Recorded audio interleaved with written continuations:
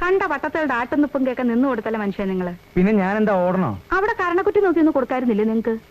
നല്ല ഭാര്യ, എന്നിട്ട് വേണം പട്ടന്മാരെല്ലാരും കൂടി എന്നെ പുറത്തു കയറി പൊതിയവും കൂടെ. ഓ പിന്നെ, അപ്പൊ ഈ നാട്ടിലെ ക്രിസ്ത്യാനിയുടെ കൈ എന്നാ മാങ്ങ പറിക്കാൻ പോവൂ? നീ ഇവിടെ വർഗീയ ലഹള ഉണ്ടാക്കുന്ന തോന്നണേ. തോന്നിയാസം പറഞ്ഞ അതിനപ്പുറത്തെ ലേള ഉണ്ടാക്കും. നിങ്ങളെ പോലെ പേടിച്ചു ദൂരങ്ങളൊന്നും അല്ല താമരശ്ശേരി കുടുംബക്കാര്. ഞങ്ങളുടെ കുടുംബത്തിലെ ആണുങ്ങളെല്ലാം കൂടെ കൂടിയാൽ തന്നെ ഒരു പടയുണ്ട്. എന്തും ചെയ്യാൻ മടിക്കാത്തവരാര്. ദേ ഇങ്ങോട്ട് നോക്കിയേ, ഞാനൊന്ന് മൂളിയാ മതി, അവരെല്ലാം കൂടെ ഇവിടെ പറന്നെത്തും. നീ ഇപ്പൊ അങ്ങനെ മൂളണ്ട, പോയി ഭക്ഷണം എടുത്തു വെക്കാൻ നോക്ക്. ആ പോയടത്തൊന്നും കിട്ടിയില്ലേ വയറ് നിറച്ച്? ചെല്ലടി പോത്തേ. ഇതെന്നാ ഒരുക്കോ തരത്ത്? ഇന്നാളത്തെ പോലെ ആശുപത്രി പോയി വഴക്കട എന്നെ കൊണ്ട് പറ്റുകയല്ല. ഞാൻ പറഞ്ഞ വഴക്കുണ്ടാക്കാൻ. ഏതാവനാടാ ഈ നേരത്ത്? വണക്കം. വണക്കം വണക്കം. ഇവിടെ പാട്ടും കൂത്തൊന്നും വേണ്ട, ഞങ്ങൾ അത്യാവശ്യമായിട്ട് സ്ഥലത്തേക്ക് പോകാൻ പോവാ. മാപ്പിള താനേ? മാപ്പിളയല്ലേ? മാപ്പിളയോ നായരോ മുസ്ലിമോ ആരോ ആവട്ടെ. അയ്യോ കള്ളേ സരസ്വതി, നല്ല உன்னை பார்த்து எவ்வளவு நாளாச்சமா? சௌக்கியமா? நான் நல்லா இருக்கேன், நீங்க எப்படி இருக்கீங்க? நேக்கும் சௌக்கியம் தான். உன் அட்ரஸ் இப்பதாமா கிடைச்சது? இது എന്റെ മാമനാണ്. മാമ മറ്റുമല്ലേ, ഇവൾക്ക് സംഗീതം പഠിക്കാനുള്ള ടേസ്റ്റ് ഉണ്ടായത് തന്നെ എന്റെ പാട്ട് കേട്ടതാണ്. അല്ലേ കണ്ണ് മനസ്സിലായില്ല? സാരമില്ല, മാപ്പിളനെ ആദ്യമായിട്ട് കാണാണല്ലോ. മാമ ഇപ്പോൾ ഞാൻ ഉங்களை വിടவே மாட்டேன். നീ சொன்னா கூட ഞാൻ പോക മാട്ടേ. മാമാവുക്ക് ചൂടൊരു കോഫി വാങ്ങോ. സരസു ഡോക്ടറെ കാണാൻ വൈകും.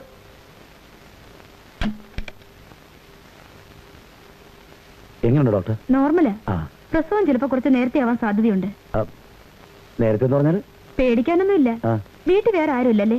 ഇപ്പൊ പ്രശ്നമൊന്നുമില്ല. വീട്ടിൽ നിന്റെ ചേച്ചി അളിയനും വരും. പിന്നെ സരസ്വതി അമ്മാമന്നുണ്ട്. അതെ, വീട്ടിലാണെന്ന് ടീച്ചർ ലീവ് എടുത്തോട്ടെ. എന്താ ടീച്ചറെ? ശരി. ഓഹോ, ടീച്ചർ ഇന്ന് മുതൽ ലീവ് എടുക്കുകയാണല്ലേ? അതെ. ശരി, മാസ്റ്റർ ക്ലാസ്സിൽ പോയിക്കോളൂ. അല്ല, അതിന്റെ താഴെ എന്റെ ഒരു ലീവ് ഫോം കൂടെ ഉണ്ട്. 2 മാസത്തേക്കോ? അതെ. SSLC പരീക്ഷ വന്ന് തലേ കയറിയിരിക്കുമ്പോ മാഷ് 2 മാസം ലീവ് എടുത്താൽ എങ്ങനെയാ? SSLC പരീക്ഷ എന്ന് കരുതി എന്റെ ഭാര്യയുടെ പ്രസവം മാറ്റി വയ്ക്കാൻ പറ്റില്ലല്ലോ. ഭാര്യ പ്രസവിക്കുന്നതിന് മാഷ് എന്തിനാ ലീവ് എടുക്കുന്നേ? ടീച്ചർ, ഈ മെറ്റേണിറ്റി ലീവ് ഉണ്ടല്ലോ, അത് ശരിക്കും പറഞ്ഞാൽ ഭർത്താവിനോട് കൊടുക്കണ്ടതാ. അതൊക്കെ മാഷ് ഗവൺമെന്റിനോട് പറഞ്ഞാൽ മതി. ഈ ലീവ് ഞാൻ തരില്ല. തരണ്ട, ഞാൻ എടുക്കും. മാഷ് പാവപ്പെട്ട കുട്ടികളോട് ചെയ്യുന്ന ചതിയാ അത്. ഒരു അധ്യാപകന്റെ കടമ മാഷ് മറക്കരുത്. പരീക്ഷയ്ക്ക് മുമ്പ് പോർഷൻസ് ഞാൻ പിന്നെ ആരുടെ കൊടുക്കും? അതൊന്നും എനിക്കറിയാൻ മേല. എന്നെ സംബന്ധിച്ച് തൽക്കാലം എന്റെ ഭാര്യയുടെ പ്രസവമാണ് എനിക്ക് മുഖ്യം. ബുദ്ധിമുട്ടാണ്, ഞാൻ മെഡിക്കൽ എടുത്തോളാം. ആളുകൾ കേട്ടാ കളിയാക്കൂട്ടോ. ഇത്രയും ടെൻഷൻ പാടുണ്ടോ മനുഷ്യർക്ക്? ആർക്ക് എന്നെ വേണേ പറയാം, അനുഭവിക്കേണ്ട ഞാനാ. ഡോക്ടർ പറഞ്ഞ കേട്ടില്ലായോ? ചിലപ്പോ കുറച്ച് നേരത്തെ ആവുന്നല്ലേ പറഞ്ഞുള്ളൂ. ആ സമയത്ത് ഞാൻ അടുത്ത് വേണ്ടായോ? ചുരുങ്ങിയത് പ്രസവം കഴിയുന്നവരെങ്കിലും ഒന്ന് ലീവ് കിട്ടിയിരുന്നെങ്കിൽ. ഇങ്ങനെ വേണം വയറും നിർപ്പിച്ച് വീട്ടിലിരിക്കുമ്പോൾ ഞാൻ എങ്ങനെ മനസ്സമാനത്തോടെ മലയാളം പഠിപ്പിക്കും? ആ തള്ളയ്ക്ക് പറഞ്ഞാലോട്ട് മനസ്സിലാകത്തുമില്ല. ഒന്ന് പേടിക്കാണ്ടിരിക്കുക ആദ്യം.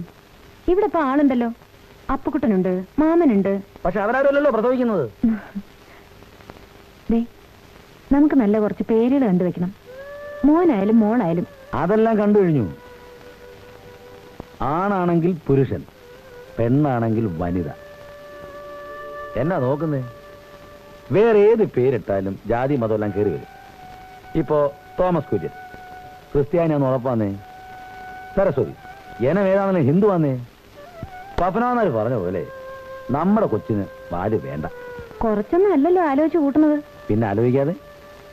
തന്നെപ്പറ്റി ആലോചിക്കാൻ ഞാനും എന്നെപ്പറ്റി ആലോചിക്കാൻ താനും മാത്രമല്ലേ ഉള്ളൂ. ഞാനും ചോദിക്കട്ടെ, ഈ മാമൻ എങ്ങനെയാ? അല്ല, മട്ടും ഭാവം എല്ലാം കണ്ടിട്ട് സ്വല്പം വട്ടുള്ള പോലെ തോന്നുന്നു. പാവാ. മാമന് പ്രത്യേകിച്ച് വീടൊന്നുമില്ല. അത് മനസ്സിലായി. കുറെ നാള് ഞങ്ങളുടെ വീട്ടിൽ വന്ന് നിൽക്കും, പിന്നെ കുറെ നാള് വേറെ ഏതെങ്കിലും ബന്ധുക്കളുടെ വീട്ടിൽ പോയി നിൽക്കും. അപ്പൊ ഇനി കുറച്ചാളത്തെ ഇവിടെ തന്നെ കാണുമല്ലേ? എന്നെ വലിയ കാര്യ. കുഴപ്പമൊന്നും ഉണ്ടായിട്ടല്ല, പക്ഷേ ഈ സംഗീതം സാരമില്ല അല്ലേ?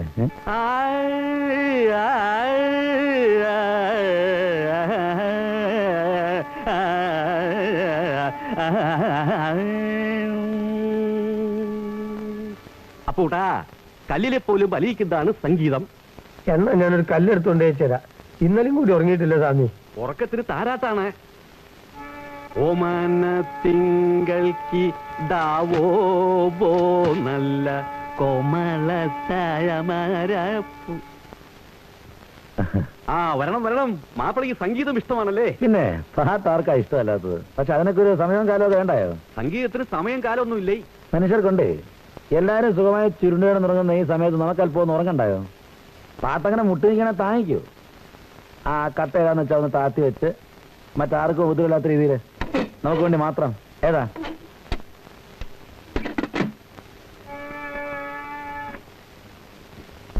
രാത്രി മഴ ചുമ്മാതെ കേണും ചിരിച്ചും വിതുമ്പിയും നിർത്താതെ പിറുപിറുത്തും നീണ്ട മുടിയിട്ടുലച്ചും കുനിഞ്ഞിരിക്കുന്നൊരു യുവതിയാം ഭ്രാന്തിയെ പോലെ രാത്രി മഴ മന്നം ഈ ആശുപത്രിക്കുള്ളിലൊരു നീണ്ട തേങ്ങലായി ഒഴുകി വന്നെത്തി.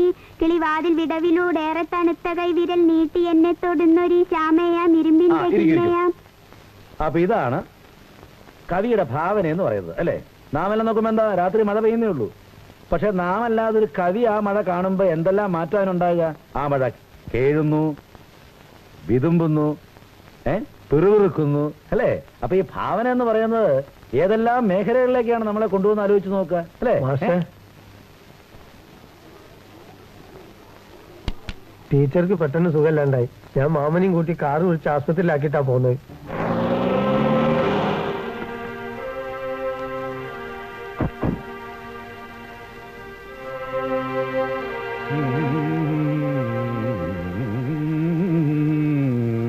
എന്തായി? നീലാംബരി പ്രസവിച്ചു പെൺകുട്ടി.